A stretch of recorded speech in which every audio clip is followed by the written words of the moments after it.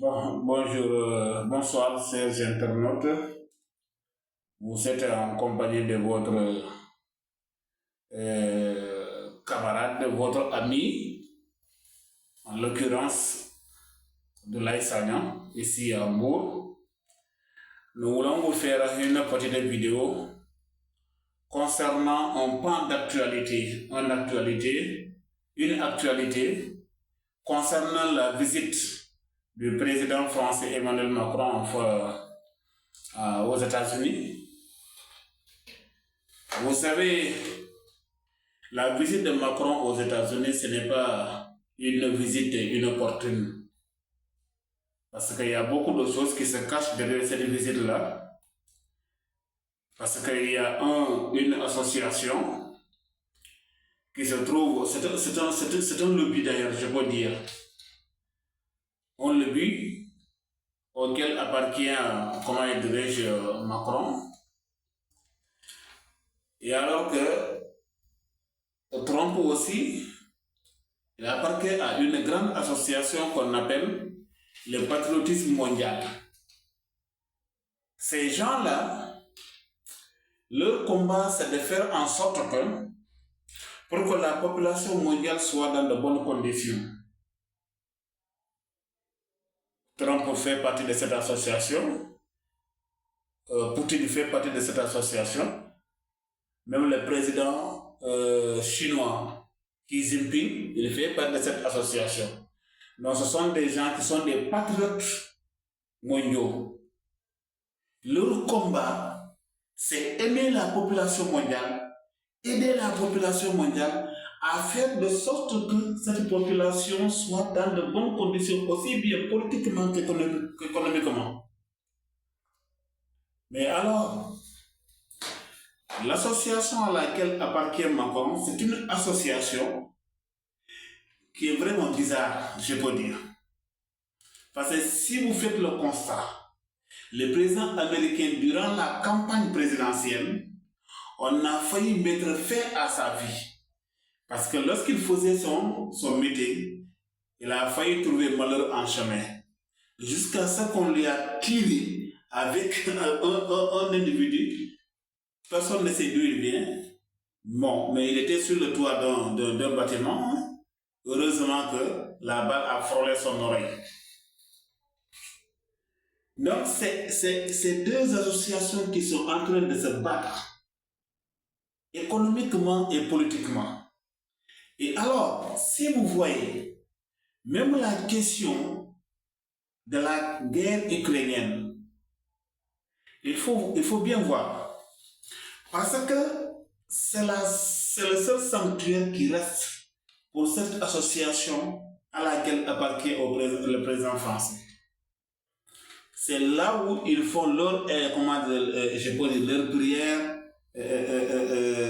implorer Dieu, mais ils n'implorent pas Dieu. Parce que Dieu, cette association, Dieu est absent. Dieu est absent. C'est contrairement à l'association des patriotes mondiaux. L'association à laquelle appartient Trump, Poutine et Xi Jinping. Ce ne sont pas des musulmans, c'est vrai. Mais eux, ils croient en Dieu. Parce que si vous prêtez attention, le président américain, lors de son premier mandat, il avait annulé beaucoup de lois concernant la loi sur l'homosexualité. Parce qu'il disait que les Américains ne vont pas cotiser leurs impôts et donnent aux gens qui se marient entre eux, des gens de même sexe, qui ne produisent absolument rien. Et alors qu'il y a des milliers et des milliers d'Américains qui sont dehors, qui n'ont pas de toit, ils n'ont pas de maison. Il a dit non, il ne va pas faire ça. Même dans l'armée américaine, il est en train de nettoyer les gens qui ont adopté le statut de transgenre ou des homosexuels. En Russie, on l'a réglé. Le président russe, il l'a dit, il ne veut pas voir un homosexuel sur le territoire russe. C'est réglé. Maintenant, comme il y a des lobbies qui sont là à s'adonner à ça pour vraiment que l'affaire ait une grande ampleur, Donc ce sont eux-là qui sont en train de lutter contre ces gens-là. Voilà. Donc, c'est pourquoi sa visite aux États-Unis, les gens croient que c'est une visite à connotation économique, mais il y a beaucoup de choses qui se cachent derrière. Ouais, il y a beaucoup de choses qui se cachent derrière.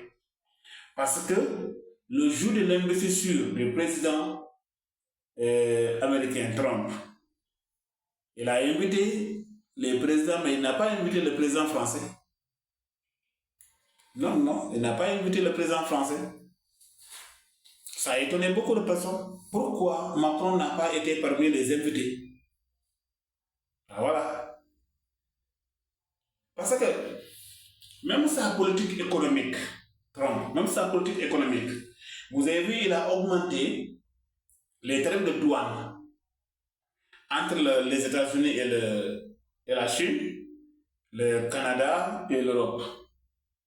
Les gens croient qu'il est en train de lutter contre l'économie chinoise. Non. C'est parce que il y a un grand lobby, un lobby très puissant,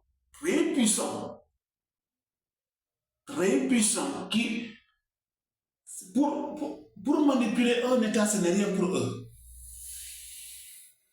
Non, ce sont eux-là, sont des grands patrons, ce sont des hommes qui sont très riches, des hommes opulents. En matière d'argent, ils n'ont pas de problème. Voilà. Ce sont ces gens-là qu'il est en train de combattre. Mais les gens croyaient que c'est une politique économique. Non. Lui, il sait ce qu'il est en train de faire. Les gens croyaient que c'est quelqu'un qui n'a pas la tête sur les épaules. Mais il est très intelligent, trop. Il est très intelligent. Parce que ces gens-là, ce sont des gens-là qui se trouvent dans leur association, mais ils font tout pour phagocyter les États. C'est-à-dire que tout ce qu'ils veulent dans un État, ils veulent coûte que cela se réalise. Si tu ne le réalises pas, maintenant eux, ils ont les moyens des leviers sur lesquels ils vont appuyer pour te rendre les choses difficiles. Donc ce sont ces gens-là qu'il est en train de combattre. Il y a beaucoup de choses qui sont mélangées. Tu ne comprends pas. Tu ne comprends pas. C'est pourquoi, si moi je vois des gens qui critiquent Trump, non, je me dis non, ils n'ont rien compris de la politique de Trump.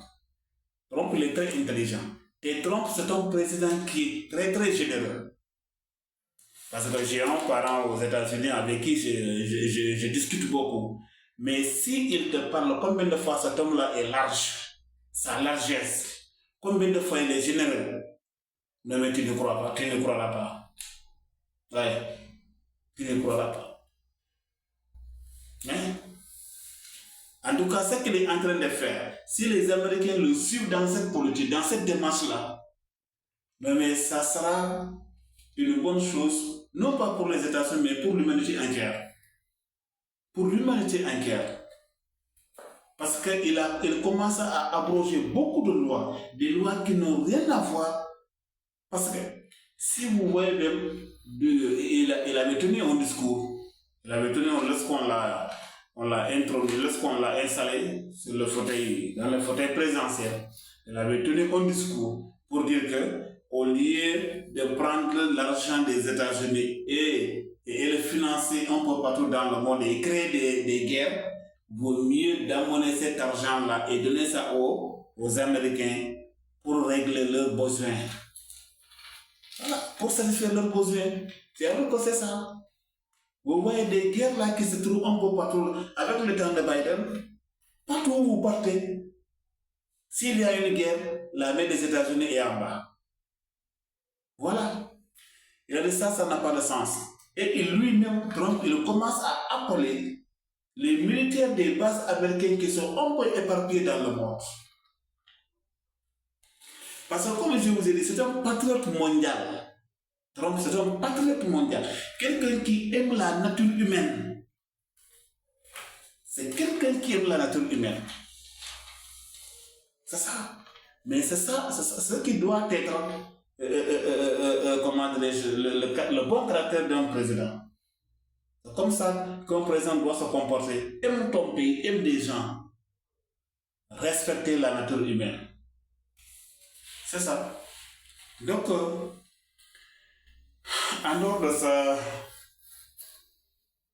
on va vous parler un peu aussi de la situation de notre président Macky Sall, qui a quitté le pays lorsqu'on l'a gagné lors des élections passées. Il est allé s'installer au Maroc. On l'avait invité à une réunion en Afrique du Sud, une réunion au cours de laquelle les journalistes de Jeune Afrique l'avaient interviewé concernant la question du Sénégal, la situation économique du Sénégal. Et il avait répondu comme quoi qu'il n'a pas de rien.